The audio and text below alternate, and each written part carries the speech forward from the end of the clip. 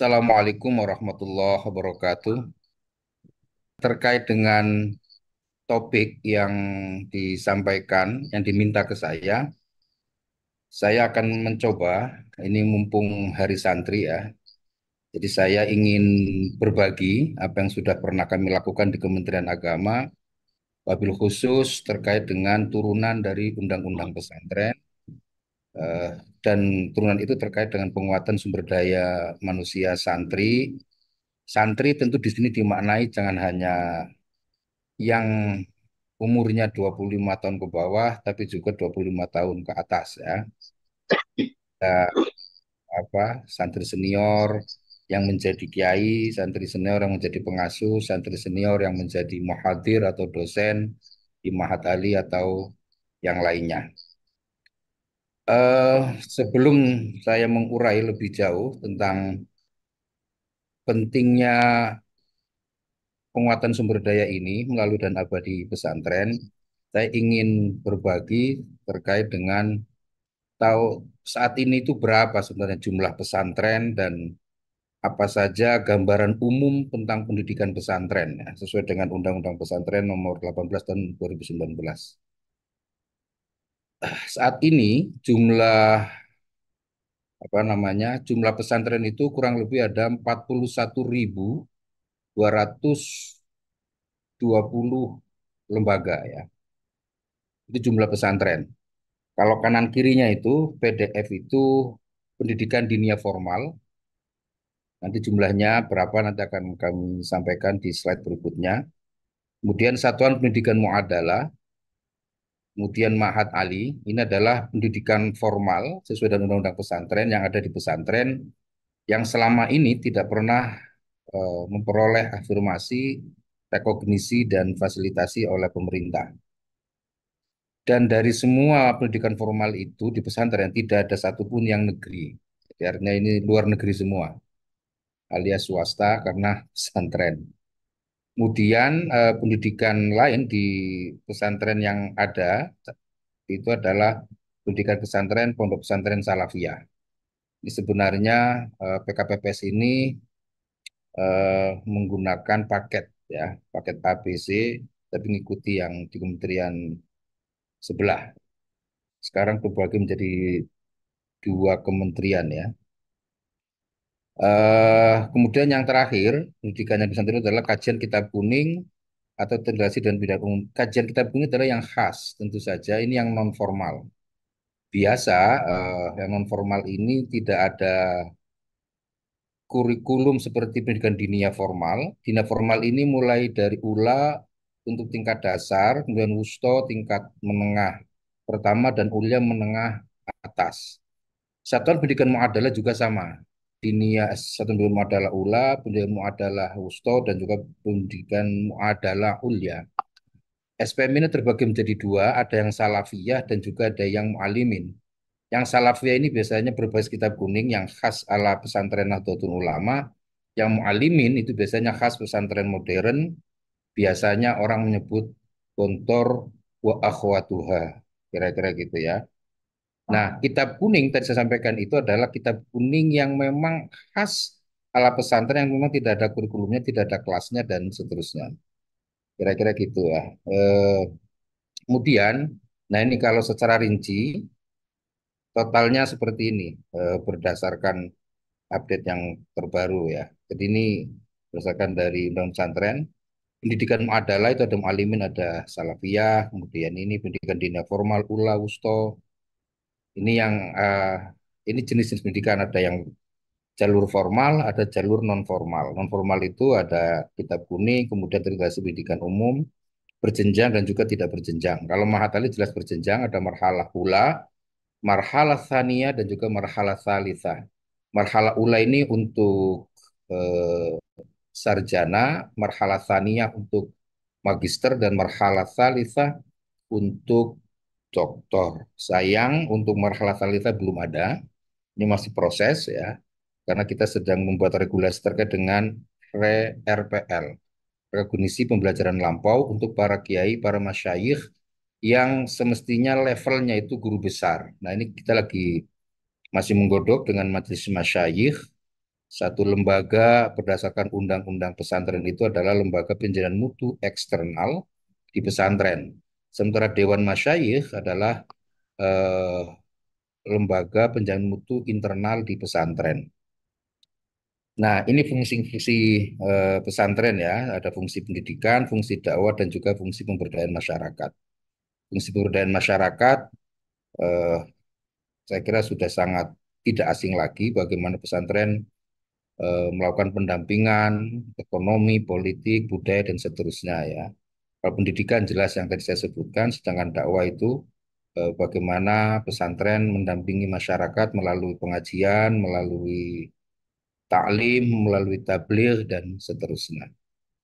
Nah, ini beberapa ini gambaran untuk memudahkan saja sebenarnya ya di pendidikan kalau di pendidikan pesantren. Nah, pendidikan non formal itu juga ada yang namanya madrasah diniyah takmiliyah atau sekolah sore atau madrasah diniyah atau sekolah Arab dulu disebutnya ya. Yang kemudian ada pendidikan Al-Quran. Ini ada dari Taman Pendidikan Al-Quran, ada kemudian pendidikan Al-Quran lil aulad, ada pendidikan Al-Quran itu berjenjang. Dan terakhir adalah majelis taklim. Ini gambaran pendidikan pesantren pasca undang-undang pesantren baik yang formal maupun yang non formal.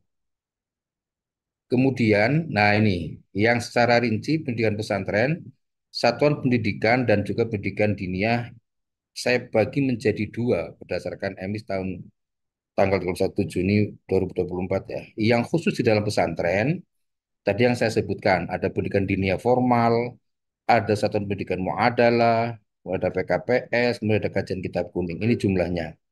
Santri di PDF baik kuliah maupun wusto ada 34.000. Untuk asatidnya kurang lebih 3.330 dan jumlah lembaganya ada 175. Kemudian yang satu pendidikan adalah baik wusto, ulia maupun ula kurang lebih ada 132.582, 7.684 untuk asatidnya dan lembaganya 281. Untuk Mahat Ali sampai dengan hari ini per Juni itu 79, tetapi kemarin di bulan sampai dengan bulan Oktober ada kurang lebih 82 Mahat Ali. Dan untuk PDF dan SPM per Oktober kemarin tentu bertambah. Jadi bukan hanya 281 untuk SPM, kurang lebih ada sekitar 320-an. Dan yang untuk PDF itu kurang lebih ada 200-an. Kalau per Oktober kemarin, karena ini belum masuk ke EMIS. Nah, itu jumlah pendidikan pesantren yang formal ya. Kemudian yang kitab kuning itu ada 1 juta santrinya, 1.093.934. Itu yang kitab kuning ya, artinya tidak masuk pada dinah formal dan satuan pendidikan muadalah. Adapun yang lain misalnya seperti diniyah takmiliyah, lembaga pendidikan Al-Quran, ini jauh lebih besar lagi. Di madrasah diniyah takmiliyah atau madrasah itu jumlah santrinya ada 2.743.458. Jumlah lembaganya ada 101.884. Yang lebih banyak lagi adalah lembaga pendidikan Al-Quran. Yang kita lihat ada di TPQ, TPA, atau apapun namanya, rumah tahfidz dan seterusnya. TQA itu Tarbiyatul Quran lil Aulad. RTQ itu rumah tahfidz Al-Quran. TK kita kanak-kanak Al-Quran. PAUDku itu pendidikan anak usia dini pendidik Al-Quran. Totalnya ada 2.512.577 itu santrinya. Sedangkan lembaganya ada 441.823. Ustadznya, sorry. Kalau lembaganya ada sekitar 198.429. Jadi kalau digabung non formal ini ada kurang lebih 3.000-an. 3.000-an 800 sekian. Nah, itu gambaran bagaimana pendidikan pesantren baik yang formal maupun yang non formal.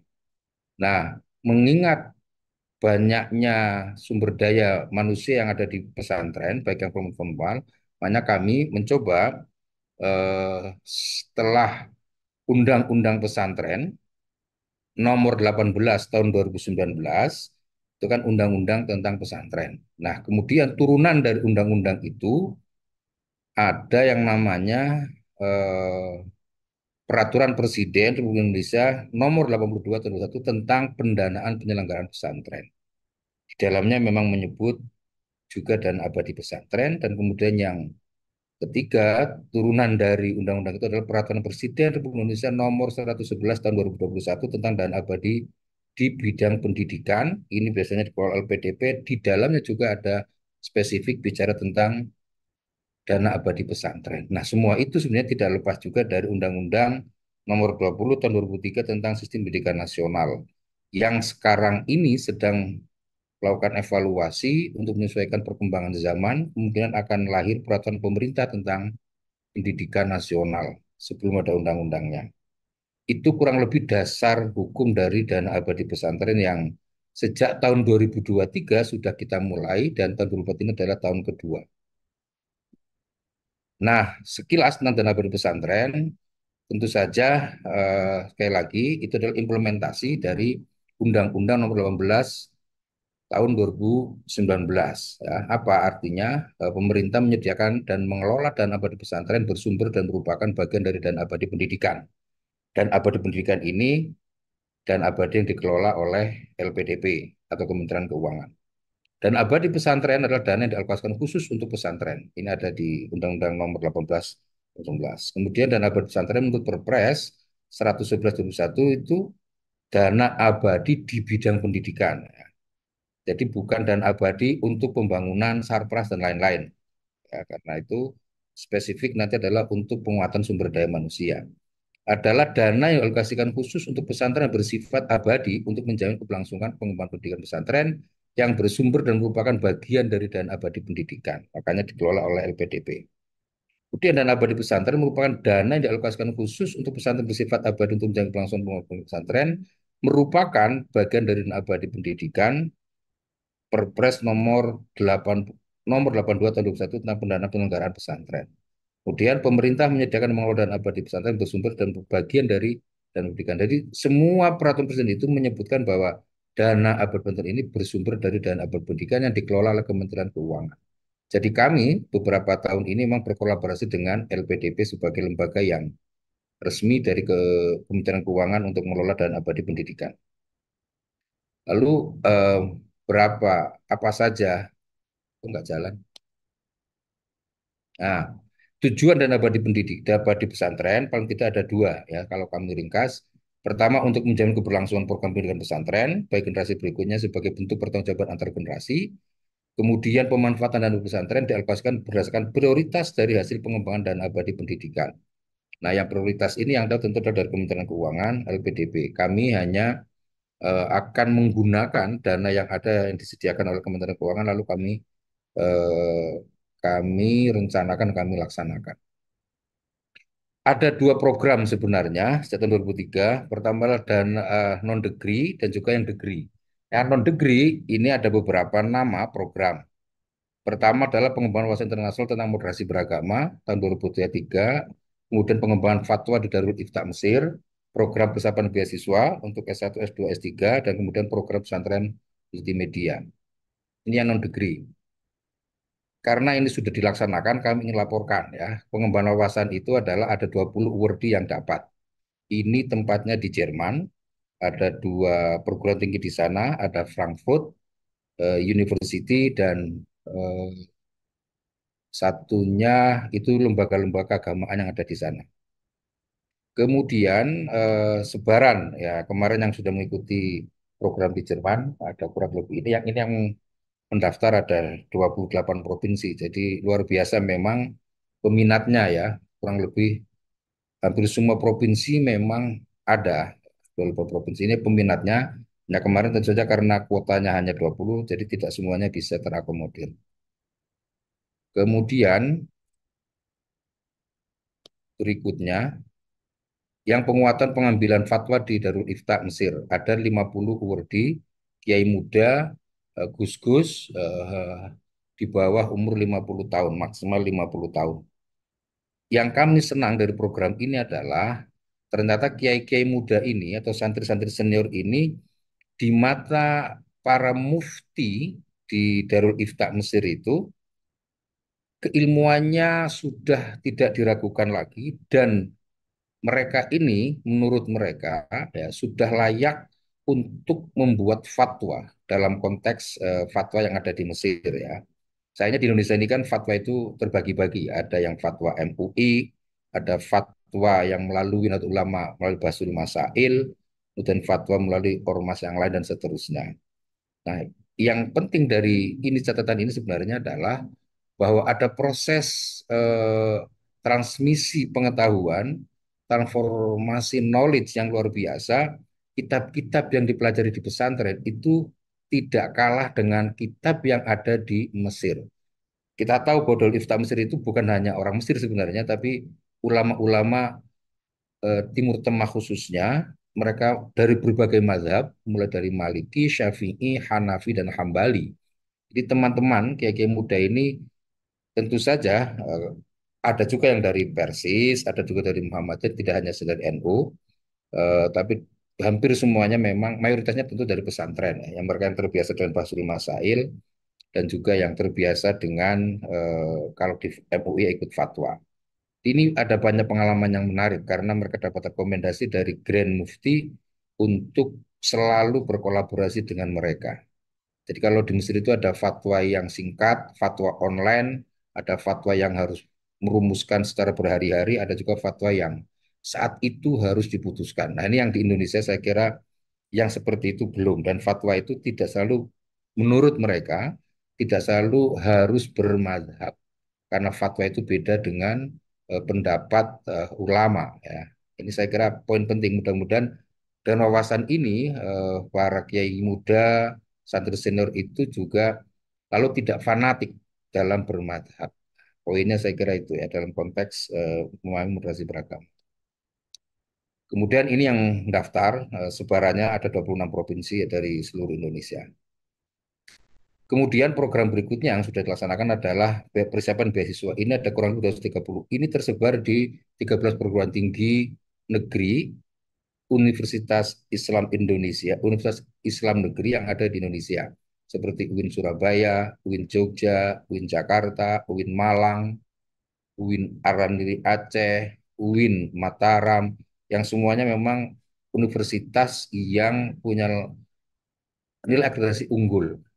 Nah, mereka ini disiapkan ada yang 3 bulan dalam bahasa Arab, ada yang atau bahasa Inggris, ada juga yang 6 bulan dalam bahasa Arab dan bahasa Inggris. Mereka sekarang ini ada yang sudah bisa daftar ke kampus-kampus dalam negeri karena tahun ini tahun 2003 itu memang kita tidak bahkan ke luar negeri, hanya bisa dalam negeri juga bisa di luar negeri, hanya penguatan bahasanya karena konon katanya kalau santri itu ahli baca kitab kuning tapi untuk TOEFL untuk IELTS itu biasanya atau TOEFL itu juga biasanya rendah. Nah, TOEFL khususnya TOEFL itu juga ada banyak yang menarik karena teman-teman bisa memahami tentang Maharoh, Nahdlatul Kalam, Maharotul Lugha dan seterusnya. Program persiapan ini bisa untuk S1, S2 maupun S3. Kemarin ada beberapa yang alumni ini juga ikut program non degree ke luar negeri yang nanti akan kami sampaikan berikutnya. Nah, ini sebaran yang daftar tahun 2023 ada 29 provinsi. Jadi lumayan cukup apa namanya? Yang selalu banyak tentu Jawa ya, Jawa Tengah, Jawa Timur dan Jawa Barat. Itu selalu banyak yang daftar. Kemudian ada program multimedia pesantren. Ini sebenarnya untuk paling tidak ada beberapa program seperti graphic design, videografi, digital branding, dan marketing, programming, kemudian program pelatihan multimedia ini memang diprioritaskan untuk pesara pesantren yang sudah memperoleh bantuan kemandirian pesantren atau inkubasi ekonomi pesantren yang selama beberapa tahun itu sudah dapat bantuan dari Kementerian Agama oleh programnya Pak Gusmen, Pak Menteri waktu itu tentang salah satu prioritas Kementerian Agama itu kemandirian pesantren. Jadi ini memang untuk melanjutkan supaya bisnisnya itu bisa dibuat branding dan menggunakan digital branding, kemudian marketingnya juga tidak konvensional, tapi marketing yang sudah standar saat ini, dan juga harus ada videografinya, kita memasarkan produk dan seterusnya. Harapannya itu sebenarnya ya. Oke, kemudian ini yang pesertanya 22 provinsi ya. Selalu Jawa Tengah, Jawa Barat, dan Jawa Timur yang paling banyak. Dan yang non-degree 2024 ini masih berproses ongoing. ada yang sudah berangkat, ada yang masih persiapan keberangkatan. Yang pertama Santri International Fellowship, ini di United Kingdom di Inggris. Mereka akan belajar yang sudah kita siapkan pemberangkatannya ada 20 santri ini ya. Kami tidak mau menyebutkan ini karena khawatir tidak jadi berangkat. Persiapan ada 20 orang, ini di United Kingdom ada di beberapa tempat seperti Oxford, kemudian juga ada beberapa lembaga keislaman yang ada di Inggris. Ini kurang lebih waktunya 1 bulan ya. Kemudian karya ilmiah Turas di Maroko, ini adalah untuk para muhadir, dosen Mahat Ali, dan juga pengasuh pesantren. Ini khususnya memang kalau di Mahat Ali itu ada penulisan risalah Biloghatil Arabiyah, dan di Maroko itu sangat menyambut baik sekali karena tradisi keislaman di Indonesia dan tradisi keislaman di Maroko itu tidak jauh berbeda. Yang berbeda adalah pada soal bahasa, dan bahasa Arab di Maroko katanya jauh lebih baik, lebih halus dibanding dengan di tempat lain ya. Karena di Maroko juga ada Universitas Korowiyin. Nah, itu yang kemudian pada program berikutnya di penguatan kapasitas manajemen dan seni keilmuan Mahat Ali di Maroko. Itu di Universitas Korowiyin. Ini salah satu universitas tertua di dunia dalam universitas Islam tentu saja ya. Dan kami sudah mempersiapkan berbagai sanad keilmuan sudah khusus yang ada di Mahat Ali. Mahat Ali ini setingkatan perguruan tinggi hanya satu Mahat Ali satu takhusus satu program studi. Kemudian yang keempat, ini yang sudah berjalan itu micro credential di Amerika. Kurang lebih juga ada 20. Kalau penguatan syarat ada 30 orang. Karya ilmiah Turos ada 15 orang. Kurang lebih ada 3 bulan waktunya. Ini juga sudah berangkat yang nomor 2 dan nomor 4. Micro credential 2 bulan di Amerika. Mereka belajar di American Islamic College di Chicago. Tentu saja seleksi dan semuanya terbuka melalui beasiswa Indonesia Bangkit, dan tentu dari dan abadi pesantren, tapi eh, online-nya melalui beasiswa Indonesia Bangkit. BIP juga sama bersama dengan LPDP. Nah, yang degree itu melalui program beasiswa santri berprestasi. Jadi ini program ini sudah cukup lama sebenarnya ya, PBSP ini. Itu ada berbagai rumpun keilmuan, mulai dari ilmu keagamaan, sosial, kesehatan, teknologi, ilmu ekonomi, dan literasi keuangan. Ini prioritasnya saya kira ya. Nah, PBSB ini sudah ada sejak tahun 2005 sampai dengan 2022 itu melalui APBN atau rupiah murni dari Kementerian Agama. Dibanggakan sementara tahun 2003 sudah beralih ke dana abadi pesantren bersama dengan LPDP. Tadi yang saya sampaikan. Nah, ini beberapa programnya ya. S1 beasiswa penuh untuk program sarjana paling lama 48 bulan. Kemudian S2 beasiswa penuh untuk program pasca sarjana atau S2 paling lama 24 bulan, dan beasiswa penuh untuk program sarjana S3 ya, bukan S2 paling lama 48 bulan. Itu beberapa program yang sementara ini di dalam negeri ya. Kemudian, nah ini baru kemudian di tahun 2023 untuk S1 itu plus ya, ada 7 perguruan tinggi, ada PTN seperti Universitas Airlangga, Universitas Indonesia, UGM, UIN, PTS-nya itu yang kemarin Unisma salah satunya ya, kedokteran. Kemudian ada 6 Mahat Ali, eh, tahun 2003 ada 893 awardee yang direncanakan sebenarnya 1000 awardee ya. Kemudian yang apa? Ini yang berbeda di tahun 2004 adalah ada program double degree Marhalah Tsania Mahat Ali dengan UPSI, University Pendidikan Sultan Idris di Malaysia. Ini bagian dari rekognisi, afirmasi, dan validasi untuk marhalah Tsaniyah Mahat Ali yang selama ini dianggap tidak setara. Nah, ini juga program ini sebenarnya dalam rangka itu. Dan yang terakhir ada program S2 di Universitas Jordania. Ini juga bagian dari afirmasi terhadap para santri dari pondok pesantren. Kalau ini pesantren apa saja sebenarnya, tidak harus yang berpendidikan seperti pendidikan pesantren PDF, SPM atau Mahat Ali, itu bisa S1-nya bisa dari mana saja, tentu prioritas dari Mahat Ali. Tapi bisa dari S1 mana saja asal mereka tinggal di pondok pesantren. Dan ini semuanya adalah untuk santri. Sem- Semua ini Bapak Ibu sekalian, eh, yang 2024 ada 867 wardi ya, mulai dari S1 dan S2 dan juga Yordan. Nah, penguatan SDM ini, Bapak Ibu sekalian, itu disebar di beberapa universitas. Ini saya sebutkan salah satunya, beberapa di antaranya. Ada UIN Alauddin di Makassar, UIN Muhammad Ibrahim di Malang, UIN Sunan Ampel di Surabaya, Sunan Gunung Jati di Bandung, Sunan Kalijaga Yogyakarta, Servetulu Jakarta, Wali Songo di Semarang, Universitas Islam Makassar, tapi beberapa tahun terakhir tidak dikasih lagi. Unisma sampai sekarang masih dapat, terutama kedokteran. Dan Universitas Islam Nusantara, Uninus ya, dan Airlangga, kemudian Gajah Mada, UI, Mataram, Unusia, ini beberapa tahun, terutama yang S3-nya, yang program secara kebudayaan yang Islam Nusantara, kemudian Tas Negeri Jakarta, UPI, Universitas Indonesia, kemudian Unsik untuk Sains Al-Quran beberapa prodi, kemudian Universitas Wahid Hashim, kemudian Mahat Ali As'adiyah di Sengkang, Sulawesi Selatan, Mahat Ali Kebun Jambu di Cirebon, ini untuk perspektif gender, usul fikih wa qawaidul. Kemudian Mahat Ali Salafiyah Syafis di Bondo, Jawa Timur, Mahat Ali Maslakul Huda di Pati. Ini untuk fikih sosial, yang khas dari Maslakul Huda adalah distingsi dari Mbah Sahal Mahfud. Kalau salah Syafi'iyah itu dari siapa nama Mbah As'ad ya, Samsul Arifin. Tentang Pancasilanya itu juga menarik di sana. Kemudian Mahat Ali Hashim Asy'ari, ini hadis, banyak sekali menggali karya-karya Mbah Hashim, kemudian Institut Ilmu Al-Quran, kemudian Institut Teknologi 10 November, UIN Raden Patah Palembang, ini untuk beberapa teknik, ya, jurusan teknik, kemudian Universitas Negeri Surabaya, ini yang baru-baru. Saya kira itu Bapak Ibu yang kami bisa sampaikan. Adapun yang untuk double degree itu ada 4 Mahat Ali, dan ini memang marhalatannya baru di 4 Mahat Ali ini. Mahat Ali Hashim Asy'ari, Mahat Ali Salafiyah Situbondo, Mahat Ali Lirboyo, dan Mahat Ali Mudi Mesra ya di Aceh.